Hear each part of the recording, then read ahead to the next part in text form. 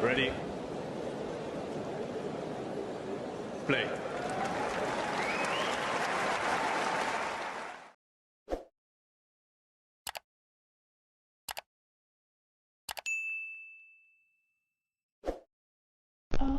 Yeah, I mean, my preparations have been really good. I thankfully played, I think, good in Doha, so hopefully I'm able to, I guess, learn from that and do well in this tournament too. Okay, question.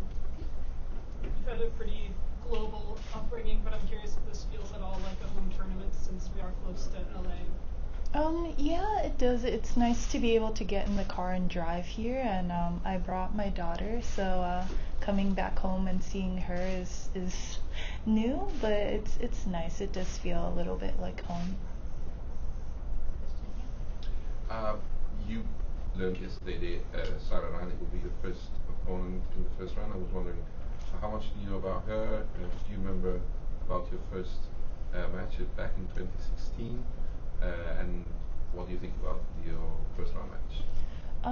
Yeah, I didn't know if I dreamed that match or not, and I think she absolutely crushed me. So I don't know. I remember watching her on TV when I was younger. She obviously went to the finals of the U.S. Open, and I thought that was really cool. So I know I'm playing someone that, you know, is a veteran and is a champion, and I think it's gonna be really fun to play against her in the first round. And of course, she's a fighter, so yeah, it's gonna be really interesting. I will go Russell and then Greg. Naomi, how has it changed things having your daughter here for the first time then? Because in the past you've missed her, sure, when you've been playing tournaments, but you've not had the distractions of looking after her while you're playing. Yeah, it's definitely different. In a way, I do feel like when I come back to, I guess, to where she is, I'm immediately a mom. So in some ways it's really fun, of course, but I think like when I'm away from her, I'm always an athlete, but when she's here, it's like I'm an athlete and then I'm a mom at the same time. So like there's a constant surge of energy that I have to have. And I hope it ends up doing well for me here. Greg and then Greg, yeah. I read that you got to meet fiance, and wondering A, what that was like, and B, are you curious about what it will sound, country will sound with fiance? Such a nice question. I have met her a couple of times, and she's super kind. And I feel like she might be someone that's also quite introverted, but she can sense other people that's introverted, so she'll like go up to the person. But yeah, I think the country album's gonna sound cool, hopefully. Not the shrug. I mean, she did a country song in Lemonade, and I thought it was really good. So. Naomi, I wonder if you can talk a little bit about the experience of being back on tour for the past 2 months. You can be your own toughest critic sometimes, but have you been able to appreciate just how far you've come and how fast you've been able to do it? Yeah, I mean, definitely I've always told people I'm a perfectionist, and I've had, I guess, dreams while I was pregnant of what I want to achieve, and obviously losing in the first round of the Australian Open wasn't in my dreams, but I think like I have to be really realistic and kind to myself. I don't want to be a downer too much, I guess, in this part of my career, but yeah, I guess when I was in Doha and I got to the quarters, I was really happy about that. Of course, I would have loved to go further, but I'm in the top 200 now, so I'm actually really excited about that. Over here and then Greg. I'm seeing you're wearing the North Carolina Courage jersey. Can you talk a little bit about your impact?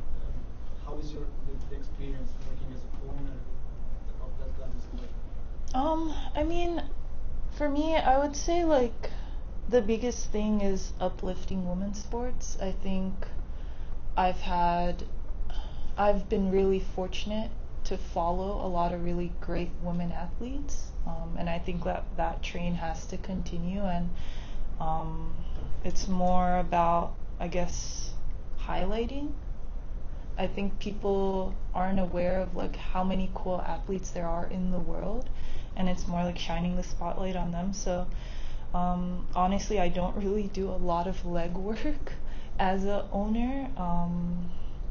I'm just kind of more like a fan, I would say, a fan that's able to, I guess, do a little bit more than the average fan.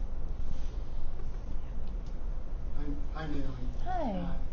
Haven't seen you in a while, no? It's been a while. I know. I feel such a distance. I would like to ask a really general question, if I could. You've been on the tour playing tennis all your life. You just had to step back completely and say, okay, these are the 1 or 2 lessons I've really learned from this game. What would that be? Like the game of tennis? Yes. I mean, I think patience. I think I've learned a lot of patience throughout the game, and also resilience. I don't know if some people might think they're a bit similar, but I think you kind of have to go through a lot of things while you're playing tennis, and you also have to be patient because some things might not go your way, but eventually, if you keep trying, they might. And if not, you just try again another day. Alright, we'll go here. Naomi, do you have any thoughts about the WTA finals potentially being in Saudi Arabia? Yeah, I laugh because people asked me this a couple weeks ago, and I was like, wow, am I qualified to even say anything? Like, I'm not even close. But I think I can understand people that are voicing really strong opinions, but I also feel like progression is really good too. And I think like if it's for women's sports, and if it's I guess making it better and highlighting it a lot more, I'm not opposed to it, but I'm also not playing it yet, so yeah. Alright, we'll do 2 more. We'll go here and then Yeah, hey, hi Naomi. You come into this tournament unseeded, but just kind of curious if you could take us through if there's a different feel to going into a tournament as an unseeded player as opposed to one of the top seeds as you traditionally are. I totally forgot what it's like to be a top seed, so I'm just winging it. But yeah, for me, like Indian Wells, when I won it, I wasn't seeded, so I don't really have too many ties to, like, I would say having the extra day. I feel like it's better for me to play the 7 matches anyways, because I want to know what it's like to potentially win the 5th Grand Slam. So I feel like this is really good practice for me, and hopefully I'll get through my first match and my second match and stuff. But yeah, I'm never really too much of a picky person. Alright, last question. To follow up on the Saudi Arabia question, according to the internet, it sounds like you might sort of be friends with Lewis Hamilton, or have some kind of a... I wish I was. Okay. He's been one of the most vocal athletes against F1 races there, so I'm wondering, is there ever, when it comes to conflict moments like this, is there ever dialogue between sports that, like, you could see WTA players talking to F1 drivers who are in some pretty controversial meetings there, or is it very siloed in sports? I mean, I guess I'll DM him or something, ask for his advice, but no, I feel like if there was dialogue between sports, honestly, it would probably be someone like Novak that would kind of open the door first. I don't know why, but I picture him like starting a conversation like that. But yeah, this is gonna sound bad, but I don't really read the news too much, so I'm very clued out, and usually that gets me in trouble because when I talk, sometimes I don't really have the recent information. But yeah, it's good to know you think I'm friends with Lewis Hamilton. The internet has suggested as much. Alright, thanks everyone. Cool, thanks. Oh, sorry, yes. Oh, yeah. Sorry, I didn't see that. Yes, Japanese questions, of course. Yes. Sorry. No, I did not see you. Sorry.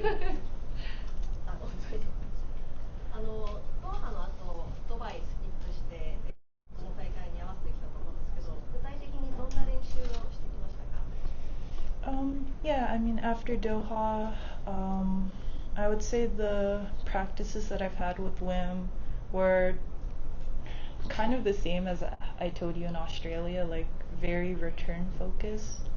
And just, I guess, being confident in myself, because I did feel after I played Pliskova in Doha, I was kind of thinking too much in the future. I honestly just really wanted to play Iga, so I was stressing myself out during that match, and I think just having a lot more matches under my belt will probably calm me down a lot more.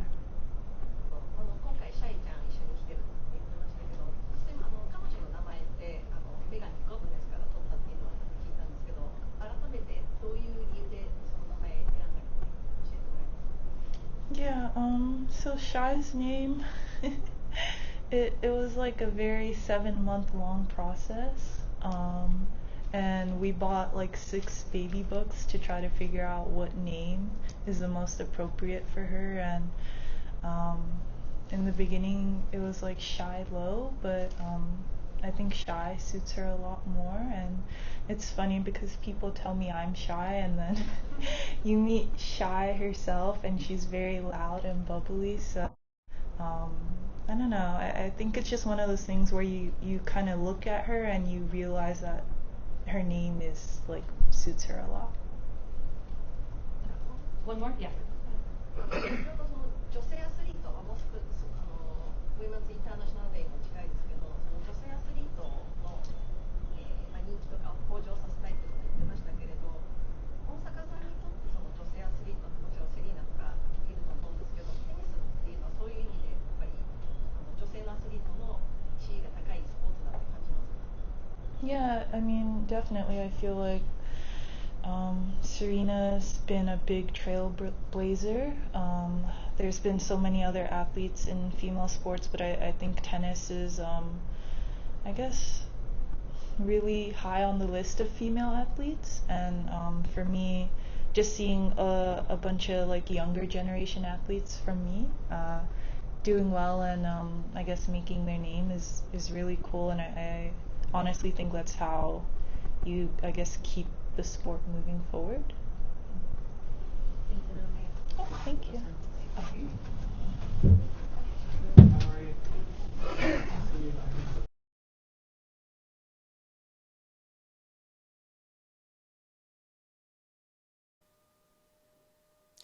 If you enjoyed this video, make sure you hit that like button.